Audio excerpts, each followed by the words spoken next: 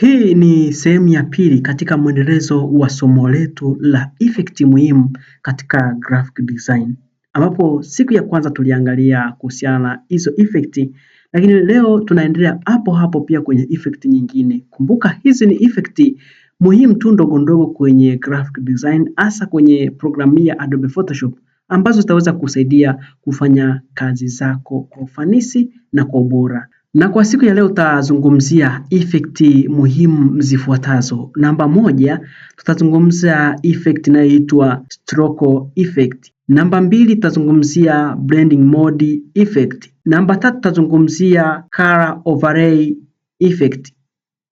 Namba nne, tutazungumzia opacity and fill effect kwenye Adobe Photoshop. Basi utakapokuwa umetazama kuanzia mwanzo mpaka mwisho, nina uhakika kwamba hizi effect muhimu utaweza kuzifahamu, kuzielewa na jinsi ya kuzitumia. Mimi naitwa Leon Alex na hii ni Mfalme Digital. Basi tuanze.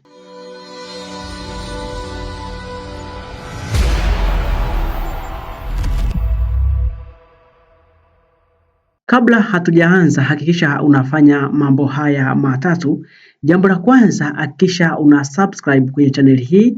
Namba mbili, hakikisha una like video hii, na namba tatu, hakikisha una comment hapo chini, labda kama umetazama kuanzia mwanzo na umekuja kumalizia sehemu ya pili, basi unaweza ukaniandikia kwamba mwanzo na mwisho. Nitajua kwamba umetazama kuanzia mwanzo na umekuja kumalizia mwisho wa somo muhimu hili la effect muhimu katika graphic design. Lakini pia unaweza ukaniandikia kama labda unatazama kutokea wapi, au kama kutakuwepo na swali lolote ambalo unatamani kuliuliza, hii ni sehemu sahihi kwenye comment. Kwa kuanza basi nitafungua new project. New project. Baada ya hapo, baada ya kufungua new project, nitaenda kwenye effect namba moja, ambapo effect namba moja mimi nimekuambia ni stroke effect ambayo tutaenda kuizungumzia. Effect hii ipo kwenye, unaweza ukaitumia kwenye maandishi au kwenye rectangle. Nitakuja maeneo haya hapa, nitakuja kuchora rectangle hapa. Baada ya kuchora, nitakuonesha stroke effect iko wapi. Stroke effect ni hii hapa. Ukija kuangalia kuna fill and stroke. Sasa stroke ni rangi ya nje kwenye umbo au kitu ulichokichora.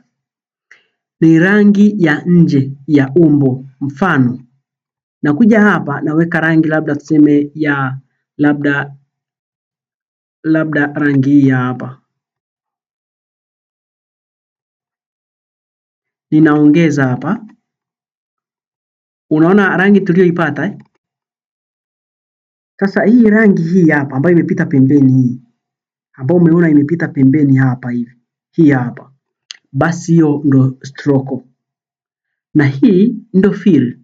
Sasa unaweza ukaja hapa ukatoa fill ukaizima ukabakiza na stroke namna hii, au unaweza ukaondoa hii stroke yako hii, ukaja hapa ukafika hapa stroke ukaiondoa kwa kubonyeza eneo hili hapa, au ukaja kuchagua rangi unayoitaka maeneo haya, labda rangi hii unaweka, rangi hii unaweka. Kama rangi unayoitaka hapa haipo, njoo eneo hili hapa, kuna collection, yani kuna rangi nyingi, ambapo unabonyeza hapa alafu then unaweza ukachagua kwamba eneo hili, alafu then naweka rangi kinamna hiyo. Kwa hiyo hatua ya kwanza utakuja hapa, kama rangi ambayo unahitaji haipo hapa, wewe utabonyeza hapa kuchagua nini? Kuchagua rangi. Nafikiri umenielewa. Hapo ni kwenye stroke, lakini pia stroke yenyewe hapa ina gradient. Unaweza ukaiwekea gradient kama ambavyo umetazama kwenye somo lililopita, ukaelewa kwamba gradient inakuwa na rangi mbili zinazoelekea kufanana, lakini wakati mwingine inaweza ikawa na rangi zaidi ya moja, zaidi ya mbili. Hapo naweza nikaja nikaiwekea labda seme red kama hiyo hapo, alafu na hii hapa nikaweka hapa. So nika double click hapa alafu then nikaweka hapa hivi. Unaona stroke niliyoitengeneza, rangi inatoka huku inaishia hapa, nimetengeneza gradient ndani ya stroke. Sijui umenielewa? Haya.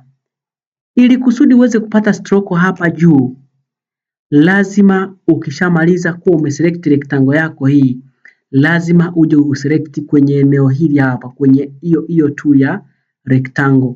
Usipo select hapa hautaona huku juu. Mfano, nikiachia hapa hivi. Nikibonyeza hapa, hizo hazitakuja hiyo stroke, lakini lazima nibonyeze hapa alafu then nipate fill na nipate stroke. Hapa naweza kubadilisha. Ninaweza nikaweka rangi ninayoitaka. Kwa hiyo hapa labda tuseme naweka hii hapa, rangi hiyo hapa. Kwa hiyo stroke ndio iko hivyo.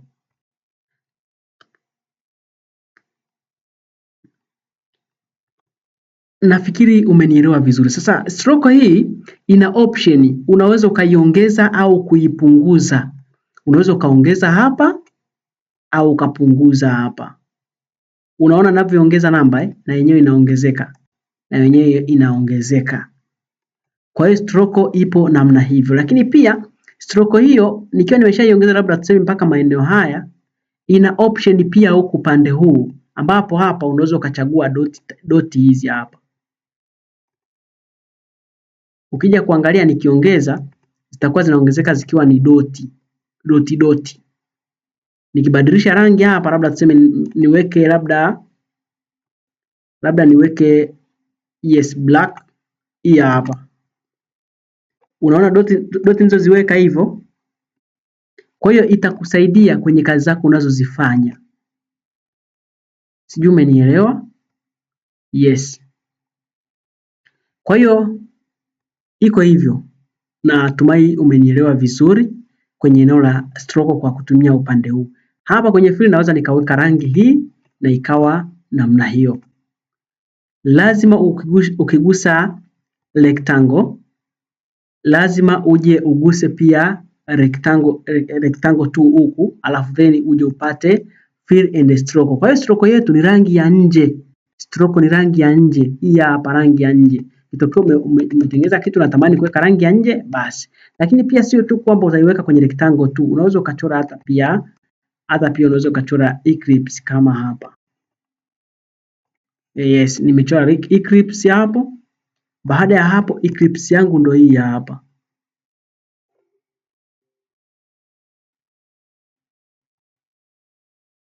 Nimechora nikiwa nimeziunganisha lakini ngoja ni ungroup, nimezigroup kwa bahati mbaya lakini nakuja kuchora duara. Nikichora duara hivi rangi itakayoingia ni hii hapa, lakini huku kumbuka ina stroke. Kwa hiyo sasa mimi hapa nitaenda kuweka stroke yangu, labda nitasema rangi yangu iwe njano, alafu hapa nitaenda naiongeza. Nimeshakuelezea upande huo, lakini pia unaweza ukatumia upande huu mara tu baada ya kuchora. Stroke ni hii ambayo ni rangi ya nje na hii ni rangi ya ndani ambayo ni fill. Umenielewa katika eneo hilo? Sasa stroke sio kwamba iko hapo tu, ipo sehemu hiyo tu, hapana. Stroke ipo sehemu nyingine, naenda kuchora hivi hapa. Kumbuka kwamba hapa maeneo haya umenielewa, unaweza ukachagua unayoitaka. Kama ni hii hapa, kama ni hii hapa au kama ni hii hapa. Kwa hiyo umenielewa vizuri. Sasa tutoke hapa, tutoke kwenye rectangle ya namna hii, tutoke kwenye stroke ya namna hii, twende stroke ambayo inapatikana kupitia upande huu hapa. Na right click hapa, na right click hapa, alafu naenda blending option. Baada ya kwenda blending option, naenda kutafuta neno stroke. Nabonyeza hapo stroke ni rangi ya nje kama ambavyo unaona, na kuwa naongeza, naweza nikaongeza mpaka hapa au nikapunguza mpaka hapa. Kwa hiyo ni wewe utakavyotaka na utakavyotaka ionekane stroke hiyo hapo, na utaweza kuiongeza au kuipunguza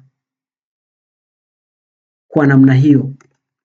Kwa hiyo natumai umenielewa katika eneo hilo la stroke. Stroke kuna stroke ya hapa na kuna stroke ya hapa. Right click, blending option, alafu then unaingia stroke na utachagua stroke unayoitaka. Ukitaka kuiondoa stroke hicho kitu, basi utakuja utantiki hapa. Alafu itaondolewa stroke.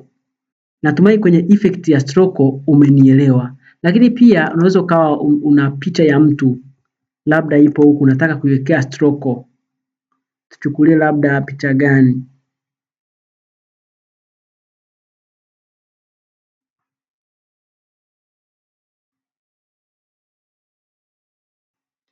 Yes, kwa mfano kama tuseme picha, tuseme poster kama hii hapa. Ngoja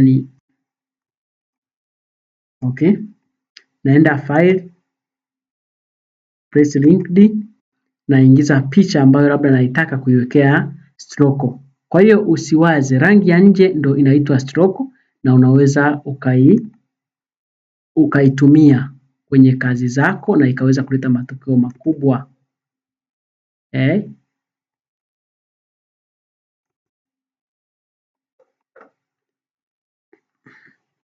Hapa kwenye stroke unaweza ukatumia pia kwenye picha au kwenye shughuli zako ambazo unazifanya kwenye graphic design, lakini pia unaweza ukatumia kwenye maandishi hiyo stroke ambayo nimekuelekeza. Hapa tuseme kijana anakuja. Okay, kijana anakuja, nitaongeza font size.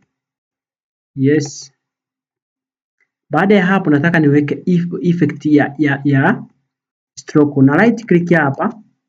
Alafu baada ya ku right click napiga tiki kwanza huku. Na right click hapa naenda blending option, alafu nakuja kutafuta stroke na bonyeza hapa kwenye stroke, unaona ishaingia. Kama imezidi basi naweza nikapunguza hapa kwenye size.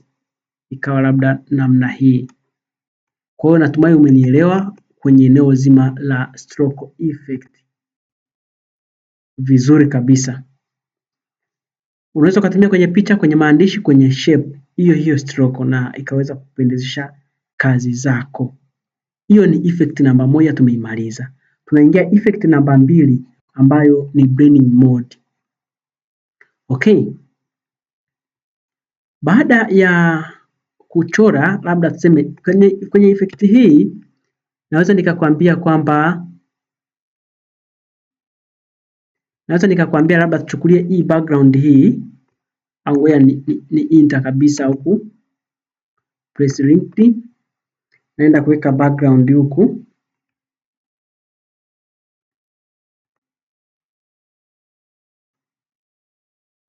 Okay, nachukua labda tuseme hii hapa.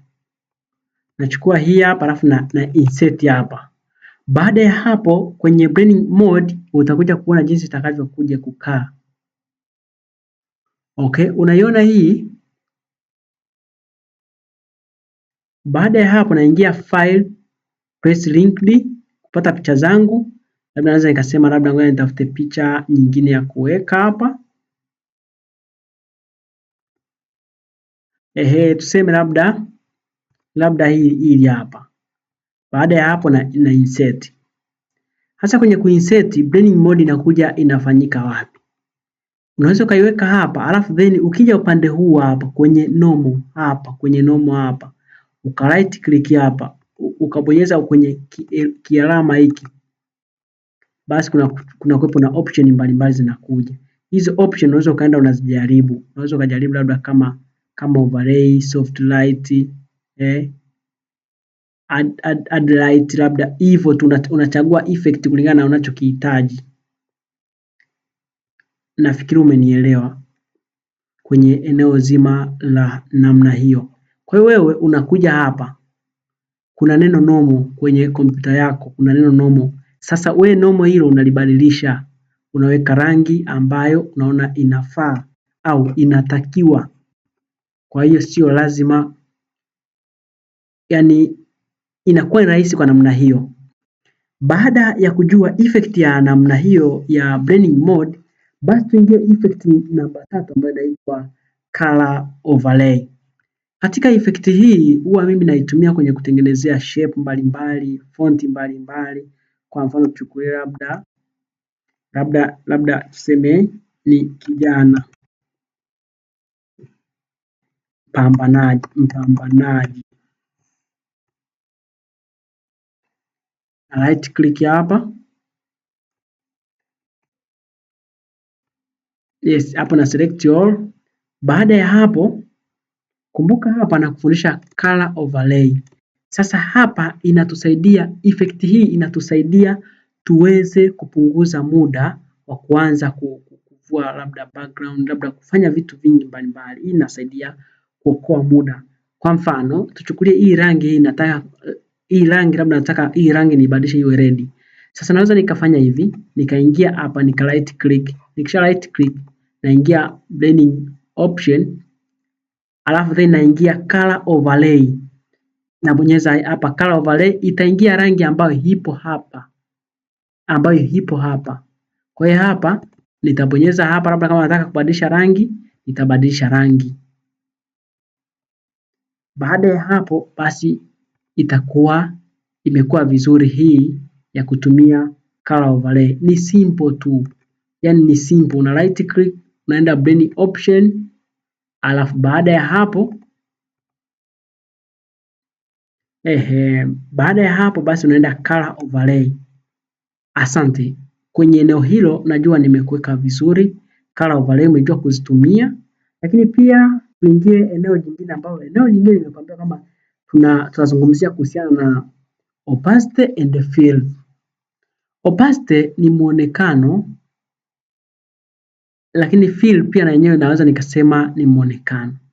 Lakini sasa opacity kazi yake kubwa ni kwamba inasaidia kupunguza kitu ukubwa wa muonekano kama si cha muhimu. Mfano naweza nikafika hapa nikapunguza opacity. Kwa hiyo opacity unapunguzia maeneo haya, una select layer yako. Baada ya hapo unaenda hapa eneo hili hapa ndo naongeza au napunguza. Hiyo ndo opacity. Sijui umenielewa? Mimi natumai umeshanielewa kwenye eneo zima la opacity. Naingia fill hapa. Fill ni kwamba opacity hii, ngoja kwanza niongeze rangi.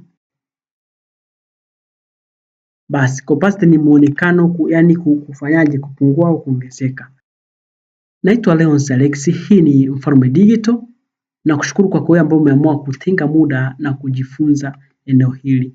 Nikwambie tu kwamba upo eneo sahihi, kwani Mfalme Digital ina lengo la kuhakikisha inakupatia elimu ya kidijitali.